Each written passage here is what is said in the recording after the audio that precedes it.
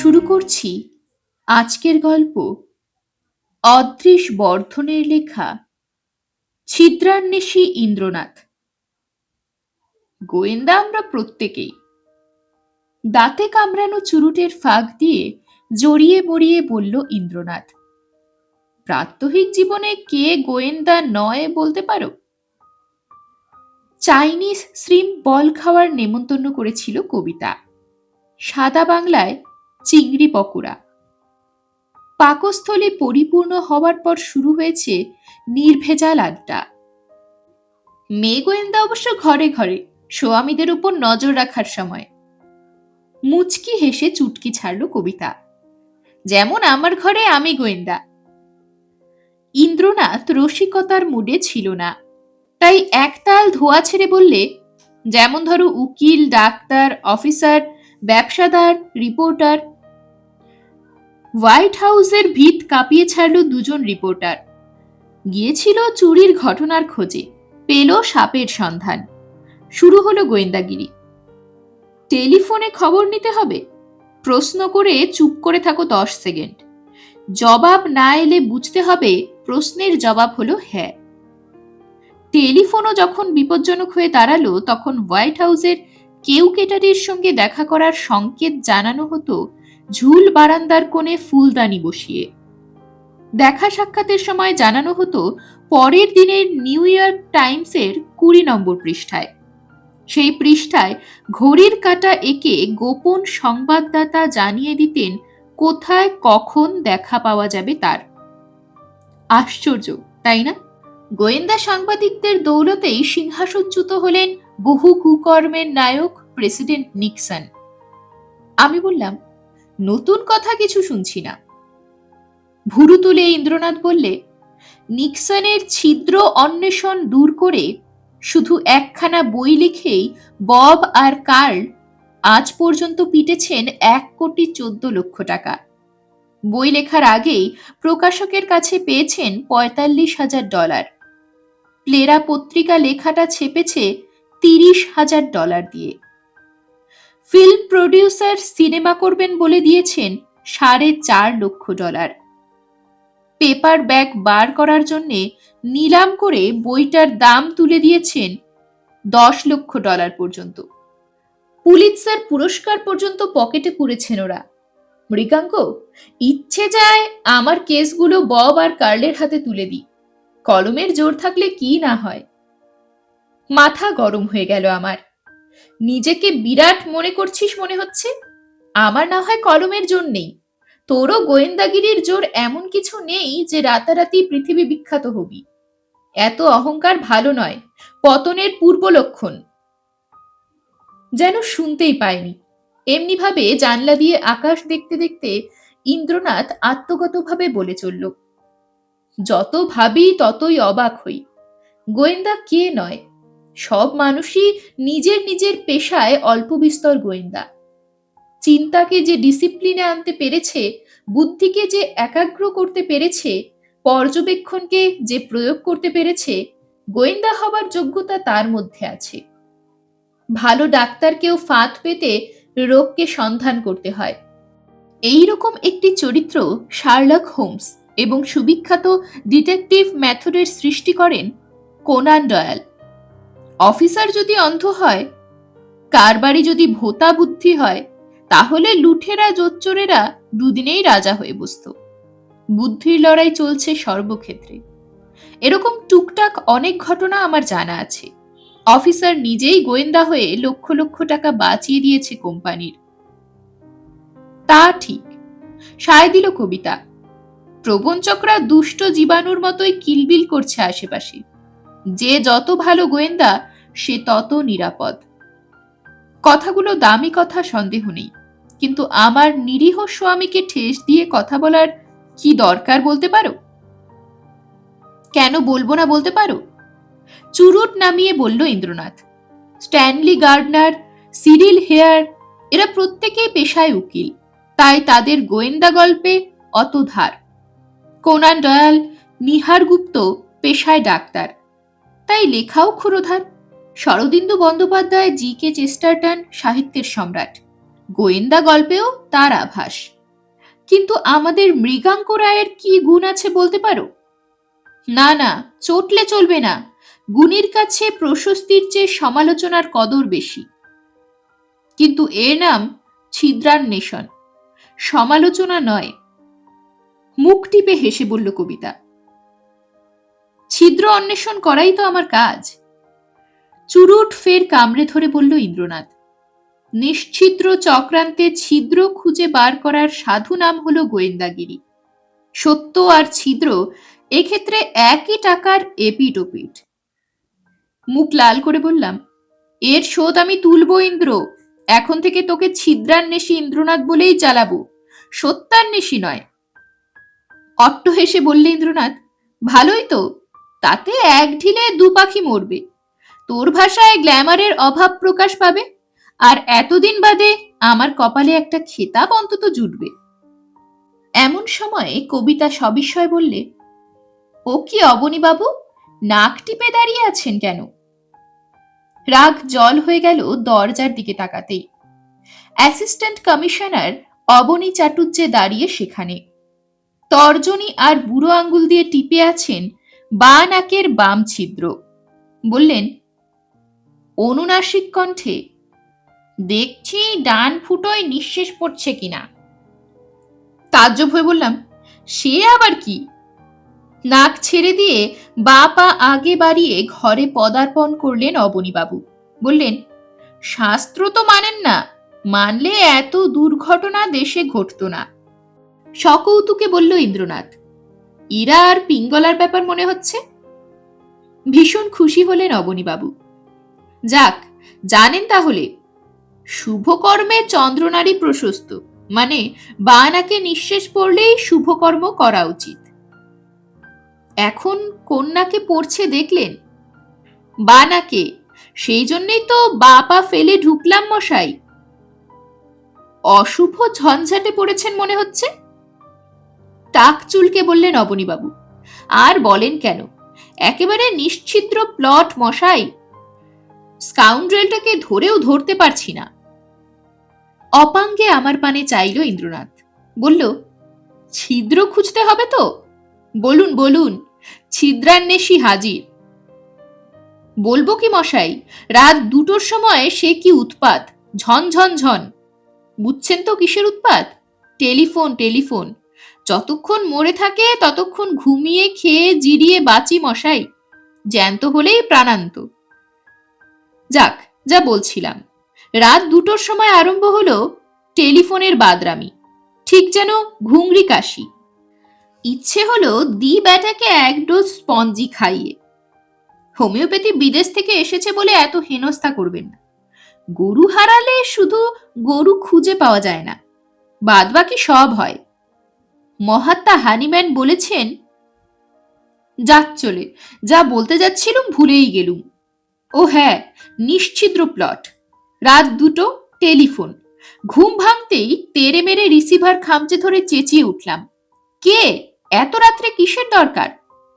অমনি মিষ্টি গলায় তোতলা স্বরে কুকিয়ে উঠেছিল একটা মেয়ে ছেলে। অবনীবাবু, বাঁচান, ওরা আমাকে কিডন্যাপ করতে আসছে। সে এক জ্বালা মশাই, ভগবান তোতলাদের মেরেছেন।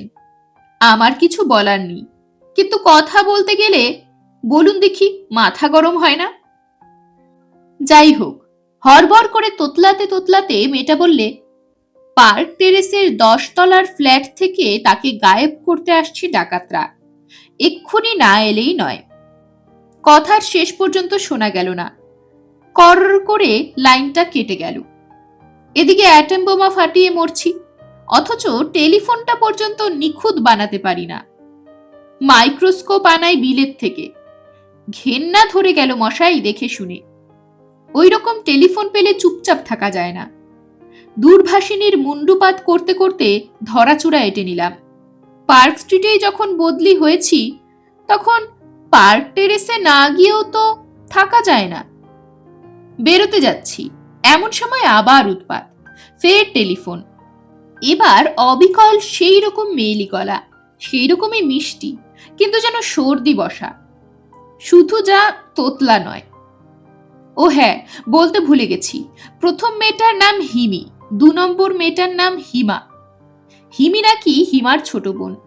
হিমা কান্না কান্না গলায় বললে এক্ষুনি নাকি হিমিকে জোর করে নিয়ে যাবে মেয়ে চোরেরা। ঠিকানাও বলে দিল, একই ঠিকানা, পার্ক টেরেসের 10 তলা। 2জন সেপাই আর একজন অফিসারকে নিয়ে ছুটলুম তক্ষুনি। নির্জন রাস্তা, পার্ক স্ট্রিটে অবশ্য রাত বলে কিছু নেই। 10 তলা পার্ক টেরেসের সামনে আসতে না আসতেই দেখলাম সত্যি সত্যি একটা মেয়েকে কাঁধের ওপর ফেলে বেরিয়ে আসছে একজন লোয়ার ক্লাসের লোক, পেছনে আরো 2জন। ওরা এসে দাঁড়ালো একটা উইলিস জিপের সামনে, কিন্তু ঠিক সেই সময় মোড় ঘুরলো আমার জিপ। ফুল স্পিডে গাড়ি চালাচ্ছিলাম। টহলদারি পুলিশকার হলে অত জোরে ছুটতো না। ধরিবাজ মেয়ে চোরেরা তা বুঝেই বোধহয় মেয়েটাকে ফুটপাতে ফেলেই ফের ঢুকে পড়ল পার্ক টেরেসে। মহা ফাপড়ে পড়লাম তাই দেখে। মেয়েটাকে সামলাবো না স্কাউন্ড্রেলগুলোর পেছনে দৌড়বো? বুড়ো বয়সে আমি তো আর ছুটতে পারি না। পার্ক টেরেসের বাড়িখানাও 4টিখানি কথা নয়, ফ্ল্যাটের সংখ্যাই তো 250। শয়তান 3টে কোথায় লুকিয়েছে দেখতে হলে আরো সেপাই চাই। আমি তাই মেয়েটাকে জিপে চাপিয়ে একজন সেপাই নিয়ে ফিরে এলাম থানায়। পরে ভ্যান ভর্তি সেপাই পাঠালাম বটে, কিন্তু ওদের আর টিকি দেখতে পেলাম না। উইলিস জিপটাও নাকি চোরাই জিপ। চুলোয় যাক সে কথা, ফ্যাসাদের শুরু হলো থানায় ঢুকতেই। দেখি কি আমার অফিস ঘরে বসে অবিকল ওই রকম চেহারার একটা মেয়ে। বলবো কি মশাই, ঠিক যেন সন্দেশের ছাঁচে তৈরির চোখ মুখ, যমজ, বুঝেছেন? বৌমা, অমন চোখ বড় বড় করে তাকিও না মা, আরো আছে, শেষকালে চোখ ঠেলে বেরিয়ে আসতেও পারে। অজ্ঞান মেয়েটার জ্ঞান ফেরানোর ব্যবস্থা করলাম। যমজ বোনের পরিচয়ও পেলাম, হিমি আর হিমা। বড়লোকের মেয়ে মশাই, আদুরে আদুরে চেহারা, আইবুড়ো, অথচ বাপ এখনই 10 তলা 12 তলা বাড়িতে একটি করে ফ্ল্যাট কিনে দিয়েছেন। ব্ল্যাক মানির খেলা তো বলবার কিছুই নেই। মেয়েগুলিও হয়েছে তেমনি। মরুককে, ওদের কথা শুনবো বলে বসতে না বসতেই রাত বিরেতে আর এক আপদ। বলুন দেখি কি আপদ? কল্পনাও করতে পারবেন না মশাই। মৃগাঙ্ক বাবু অবশ্য আমাকে নিয়ে ঠেসে ক্যারিকেচার লিখছেন, কিন্তু বললে রাগ করবেন জানি, ওর কল্পনা শক্তিও তো তেমন নয়। বৌমার মুখ ভার হলো কেন? আসল কথা না বলে বাজে কথা বলছি বলে? বুড়ো হয়েছি তো, রিটায়ারের সময় হয়ে এলো, এখন একটু ফালতু কথা বলে ফেলি, কিছু মনে করো না। কি যেন বলছিলাম? ও হ্যাঁ, আর একটা আপদ। ধরতে পারেননি তো কি আপদ? মেয়ে ছেলে মশাই, আর একটা মেয়ে ছেলে। ভোর 4টের সময় হন্তদন্ত হয়ে থানায় ঢুকলো আর একটা মেয়ে ছেলে, অবিকল অন্য 2জনের মতো দেখতে। থানা শুদ্ধ লোক বমকে গেল 3-3টে একই ছাঁচের সন্দেশ দেখে। স্বরের সন্দেশ, কিন্তু এরকম কাণ্ড কখনো দেখিনি হোল লাইফে। যমজ পর্যন্ত দেখেছি, কিন্তু 3টে মেয়ে একই ডিম ফুটে বেরোলে কি বলা উচিত মৃগাঙ্ক বাবু? ত্রমজ? ঠিক ঠিক, ত্রমজ। ত্রমজ বনে বটে।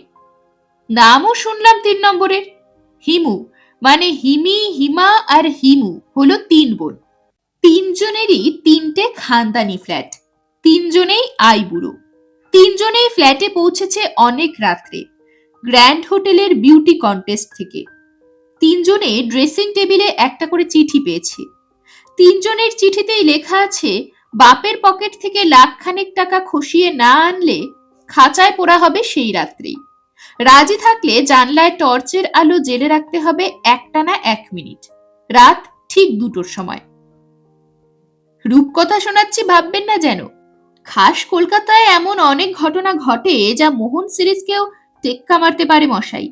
সাঙ্কোপাঞ্জা শুধু রোমাঞ্চের পাতায় কেন, এই শহরের আকছাড় পাবেন। হিমি, হিমা, হিমুর কাহিনীও স্ট্রেঞ্জার দ্যান ফিকশন। মানে 3-3টে ব্যাচেলার মেয়ে, ব্যাচেলার কিনা ভগবান জানেন, একা একা ফ্ল্যাটে থাকে। বাপ মা অন্য বাড়িতে ফুর্তি করে নাগর নাগরি নিয়ে, এ ভাবা যায় না। এই দেখুন, আবার আলতু ফালতু বকতে আরম্ভ করেছি। দেখছি আমার নিজেরই ব্যারাকার্ব খাওয়া উচিত। হোমিওপ্যাথি ওষুধ মশাই, বাচালতার দাওয়াই। যাক চলে, আবার সব গুলিয়ে গেল। ও হ্যাঁ, হিমি আর হিমু চালাক মেয়ে। চিঠি পেয়েই টর্চ চালিয়ে সংকেত করেছে জানলায়। হিমি করেনি। ভয়ের চোটে শটান ফোন করেছে আমাকে। তারপর টেলিফোনে খবর দিয়েছে দুই বোনকে। টেলিফোন পেয়েই ওরা দুজনেই ছুটে এসেছে থানায়। এবার শুনুন আসল কারবারটা। তার আগে মা লক্ষ্মী, একটু চাটা হবে? কফি টফি না হলে গলাটা ইদানিং বড্ড শুকিয়ে যায়। আসছে? বেশ বেশ। মা লক্ষ্মী আমাদের সাক্ষাৎ শচী দেবী। মৃগাঙ্কবাবু ভাগ্যবান ব্যক্তি। আমার গিন্নিটি হয়েছে বেয়ারা টাইপের। কেউ চা চাইলেই এমন মুখখানা করবে যেন ঘরে চিনি নেই। গেল যা, আবার অন্য লাইনে চলে এসেছি। সেদিন একটা আমেরিকান নাটক দেখলাম মশাই। আমার হয়েছে ঠিক সেই অবস্থা। এক বুড়ো আর এক বুড়ি, দুজনেরই দ্বিতীয় বিয়ে। দুজনেই খালি ভুলে যায়। দুজনেই এক পার্টনারের স্মৃতি আরেক পার্টনারের সঙ্গে জড়িয়ে ফেলেছে। আমার হয়েছে, ধুত্তর, কি বলছিলাম? ও হ্যাঁ, আসল কারবারটা। আসল কারবারটাই বলা হয়নি এতক্ষণ। হিমি, হিমা আর হিমুর মাটি হলেন আরেক শচী দেবী। এই এই দেখো মা, কি বলতে গিয়ে কি বলে ফেললাম।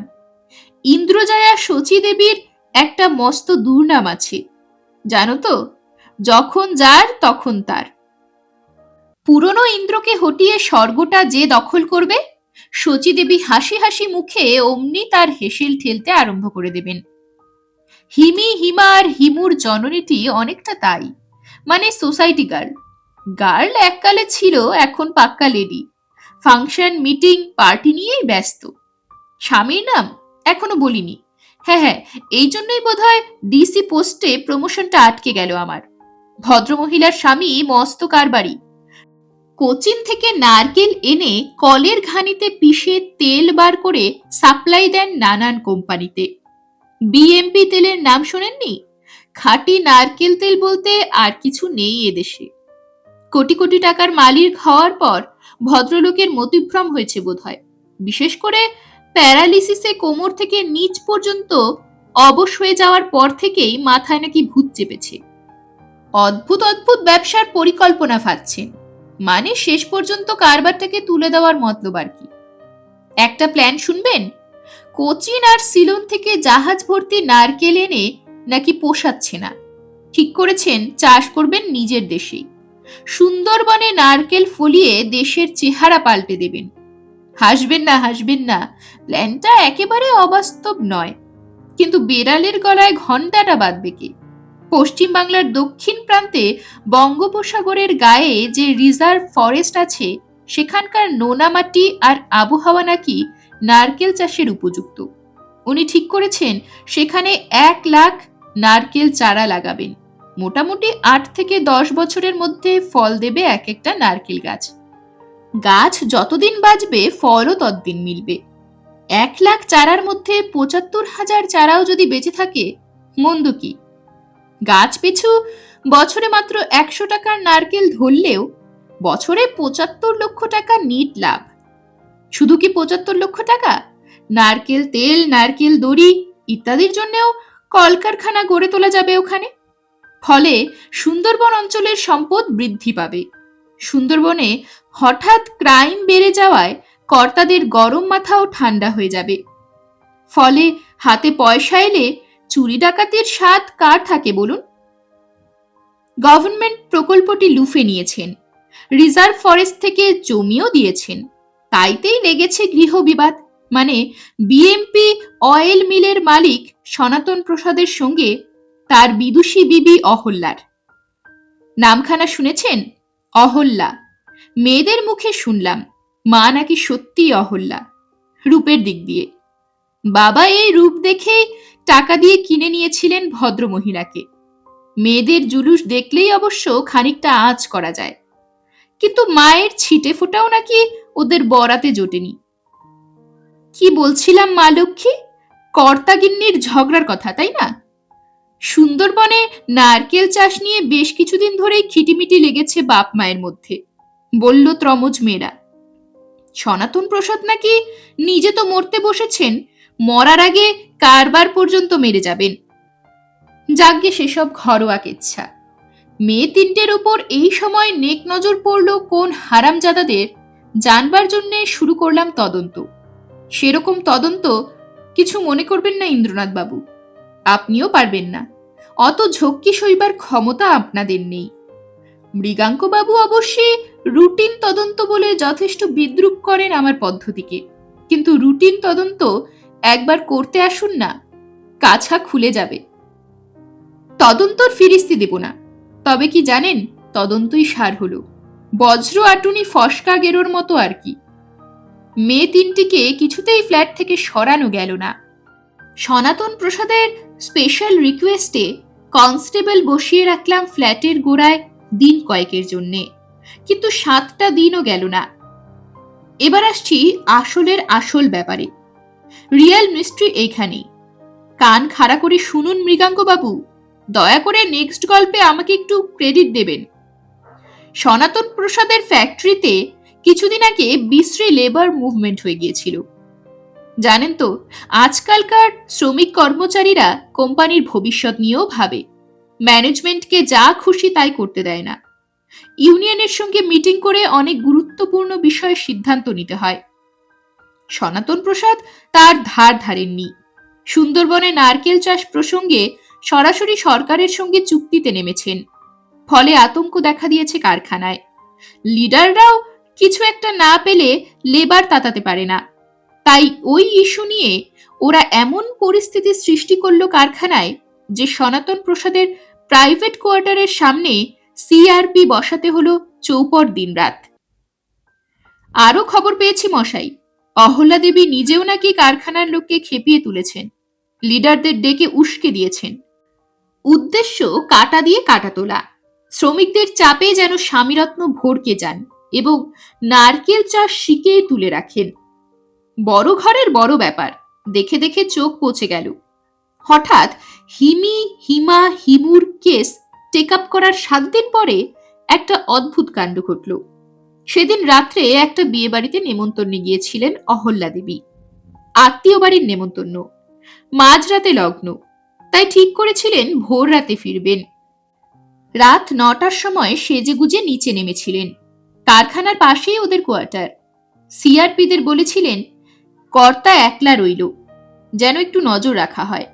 আঙ্গুল তুলে দেখিয়েছিলেন আলো জ্বলছে 3 তলায়। বলেছিলেন একটু বরং দাঁড়িয়ে যাই, আলো নিভিয়ে উনি শুয়ে পড়লে তারপর যাব। ড্রাইভারও দেখেছে আলো জ্বলছে। তারপর সবার সামনেই আলো নিভে গেল, অর্থাৎ সনাতন প্রসাদ মাথার কাছে বেড সুইচ টিপে আলো নিভিয়ে দিয়ে ঘুমের আয়োজন করছেন। 3 তলায় আর কেউ থাকে না, অ্যালসেশিয়ান কুকুরটা ছাড়া।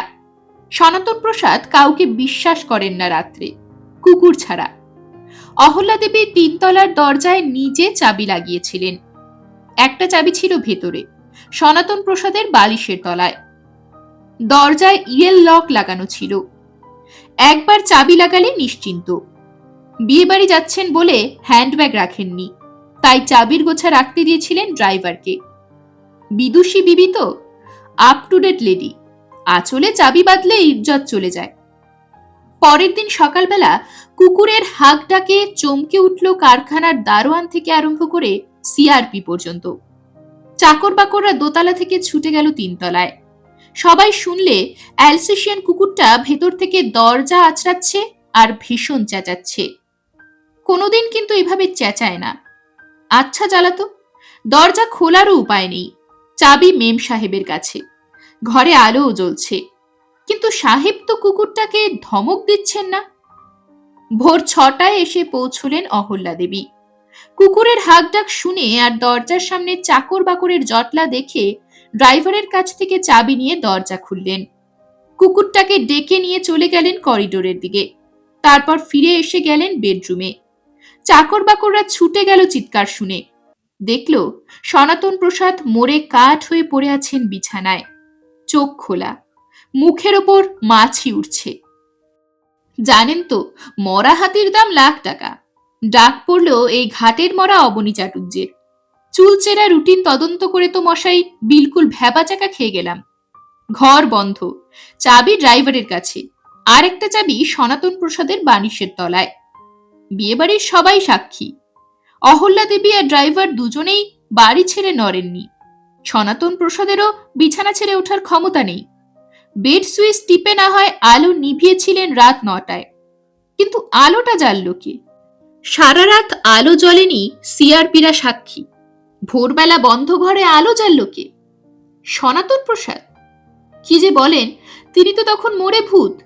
ময়না তদন্তে জানা গেল তিনি হার্ট ফেল করেছে রাত 9টা থেকে 10টার মধ্যে, মানে আলো নিভিয়ে ঘুমিয়ে পড়ার পর ঘুমের মধ্যে তিনি শরীর ত্যাগ করেছেন। আলোটা তাহলে জ্বালল কে? ভূত। অ্যালসেশিয়ানের পক্ষেও সম্ভব নয় দাঁতে কামড়ে আলো জ্বালানো। সেক্ষেত্রে সুইচে দাঁতের দাগ থাকতো। মনিব মারা গেছে বুঝেই সে দরজা খুলতে চেষ্টা করেছে, চেঁচিয়েছে। সুইচ টিপে আলো নিশ্চয় জ্বালায়নি। কে টিপলো বেড সুইচ? তবে কি সিআরপিরা মিথ্যা বলছে? আলো সারা রাত জ্বলেছিল, কিন্তু ব্যাটারা ঘুমোচ্ছিল বলে দেখেনি, এখন মানতে চাইছে না। একটা স্ট্রোকের ফলেই শুয়ে পড়েছিলেন সনাতন প্রসাদ। চিন্তা ভাবনাও ইদানিং খুব বেড়েছিল। হার্ট আর অত ধকল সইতে পারেনি। ফাইনাল স্ট্রোকেই শেষ হয়ে গেলেন। বিধাতার কি লীলা! এত টাকার মালিক মৃত্যুকালে মুখে জলটুকুও পেল না, কারো দেখা পেল না। তা না হয় হলো, কিন্তু আলোটা জ্বালল কে? না না, যা ভাবছেন তা নয়। আলো যে জ্বেলেছে তার নাম জানতে আমি আসিনি, শোনাতে এসেছি। বুঝলেন না, কে আলো জ্বেলেছে সবই মোটামুটি আঁচ করে ফেলেছি। না না, আমাকে বলতে দিন। পুলিশ গোয়েন্দারা ঘাসে মুখ দিয়ে চলে না, আমাদেরও ব্রেন আছে। আমি খবর নিয়ে জেনেছি কারখানার ওয়ার্কস ম্যানেজারের সঙ্গে অহল্যা দেবীর একটু গুপ্ত প্রণয় ছিল। ভদ্রলোক খুব সুরাত, বিলেত ফেরত, ব্যাচেলার। আর কি চাই বলুন? আরো খবর পেয়েছি পতি দেবতাকে রোজ স্বহস্তে ওষুধ খাওয়াতেন অহল্যা দেবী। এ ব্যাপারে কাউকে বিশ্বাস করতেন না সনাতন প্রসাদ। শুনবেন আরো? সনাতন প্রসাদের হার্ট হোঁচট খেয়ে খেয়ে চলছিল বলে একটা ওষুধ দেওয়া হতো, যার 5 ফোঁটা মানে অমৃত, 10 ফোঁটা মানে বিষ, হার্টের রোগীর পক্ষে। দোহাই মৃগাঙ্ক বাবু, ওষুধটার নাম জিজ্ঞেস করবেন না। আপনারা লেখকরা বড় অবিবেচক হন, যা শুনবেন তাই লিখবেন। তারপর আরো 100টা খুনের কেস নিয়ে নাকের জলে চোখের জলে হতে হবে আমাদের মতন অনেক বান্দাকে। একটু বুঝে সুঝে লিখবেন মশাই। আচ্ছা, মুশকিল তো। আবার বেরুটে চলে গেলাম। আসল কথাটাই তো এখনো বলিনি। বিয়ে বাড়িতে যাওয়ার আগে কর্তাগিন্নিতে বেশ খানিকটা বচসা হয়েছিল। চাকর বাকররা শুনেছিল। চড়া গলায় ধমক দিয়েছিলেন সনাতন প্রসাদ। অহল্যাও 2 কথা শুনিয়ে দিয়েছিলেন। তারপরে সেজে গুজে হোল নাইট বাইরে থাকবেন বলে বেরিয়ে গিয়েছিলেন অহল্যা। যাবার আগে সেই বিশেষ ওষুধটা খাইয়ে গিয়েছিলেন কর্তাকে, রোজকার মতো রাত 9টায়। এখন কথা হচ্ছে ফোঁটা খাইয়েছিলেন। আমি বলবো 10 ফোঁটা, মানে সঙ্গে সঙ্গে মারা গিয়েছিলেন সনাতন প্রসাদ। প্রমাণ এখনো পাইনি, কিন্তু বিষয় মানেই বিষ। বিষয়ের লোভে সবই সম্ভব। আর এখন তো নাগর জুটেছে। ঘরে পঙ্গু স্বামী কাহাতাকার সহ্য করা যায়? সুতরাং পতি দেবতাকে তিনিই সরিয়ে দিয়েছেন ধরে নিলাম, কিন্তু আলোটা কিভাবে জ্বলল সেটাই তো বুঝতে পারছি না। দাঁড়ান দাঁড়ান, এখনো শেষ হয়নি। আরো একটা জব্বর খবর শুনিয়ে দিই। শোনবার পর কিন্তু চোখ দুটো কোটর থেকে ঠেলে বেরিয়ে আসতে পারে মা লক্ষ্মী। সাবধান সাবধান। হিমা হিমি হিমু এই ত্রমোজকে ফ্ল্যাট থেকে লোপাট করার ষড়যন্ত্রটি কে এঁটেছিল জানেন? কল্পনা করুন তো। পারলেন না তো? দুও দুও, স্বয়ং গর্ভধারিণী মশাই। অহল্যা দেবী নিজে লোক লাগিয়ে মেয়েদের লোপাট করতে চেয়েছিলেন। কেন? কেন আবার? মেয়েরা কোনো গতিকে জেনে ফেলেছিল মায়ের হাতে বাবার জীবন বিপন্ন হলেও হতে পারে, অথচ সেসব সবাইকে বলা যায় না। তাই ওরা ঠিক করলো আমার দৌড় ধরবে। অহল্যা দেবী চলেন শিরায় শিরায়। মেয়েদের মতলব টের পেয়ে পুলিশের নজর অন্যদিকে ঘুরিয়ে দেবার জন্যে ইচ্ছে করে মেয়েদেরকে গায়েব করতে আরম্ভ করলেন। আসলে পুরো ব্যাপারটাই সাজানো, অর্থাৎ সেই রাতে আমাকে স্রেফ বোকা বানিয়ে ছেড়েছেন অহল্যা দেবী তার ভাড়াটে গুন্ডা দিয়ে। মেয়েরাও বিহবল হয়ে পড়লো হঠাৎ এই উৎপাতে। বাপের কথা খেয়াল রইল না। তার 7 দিন পরেই কাজ হাসিল করে ফেললেন অহল্যা দেবী।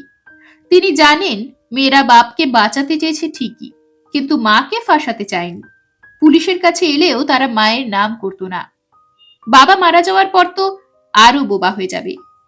সনাতন প্রসাদ মারা যেতেনি, না হয় দুদিন আগে তার কষ্ট ঘুচিয়ে দেওয়া হলো। মাকে ফাঁসিয়ে ঘরোয়া কেলেঙ্কারি ফাঁস করে আর লাভ আছে কি? বলবো কি মশাই, গোটা ফ্যামিলিটাই যেন কেমন তর, সব ছাড়া ছাড়া, অথচ তালে হুঁশিয়ার। মা থেকে মেয়েরা পর্যন্ত কেউ একটি কথাও ফাঁস করেনি। কিন্তু আমার নাম অবনী চাটুর্যে, ঠেঙিয়ে নকশাল তাড়িয়েছি। কি বললেন? খুব বাহাদুরি করেছি? চাকরি মশাই, চাকরি। চাকরি করতে গেলে নিজের ছেলেকেও ফাটকে পুড়তে হয়, নকশাল তো ছাড়। এখন বলুন, প্লটটা নিশ্চিদ্র কিনা? বেশ বুঝতে পারছি সনাতন প্রসাদ এমনি এমনি মরেননি, কিন্তু কিছুতেই তা প্রমাণ করতে পারছি না। নিশ্চিদ্র প্লটে একটা ছিদ্রও আবিষ্কার করতে পারছি না। এ কি গেরোয় পড়লাম বলুন তো? আলোটা কে জ্বেলেছে তা তো জানি, কিন্তু জ্বাললো কি করে তাই তো বুঝছি না। বেশ বুঝছি ছিদ্রটা ওইখানে, ওই ছিদ্রটা আবিষ্কার করতে পারলেই ফাঁসিয়ে দেব অহল্যা দেবীকে। ম্যারাথন বক্তৃতা থামাতেই কবিতা বলল, আপনার কফি জুড়িয়ে গেল, চাইনিজ ফিল্ম বলগুলো পর্যন্ত ইটের গুলি হয়ে গেল। কখন এলো এসব? বলনি তো। আতকে উঠে প্লেট ভর্তি চিংড়ি পকোড়া আক্রমণ করলেন অবনী চাটুর্যে। বলতে দিলেন কই?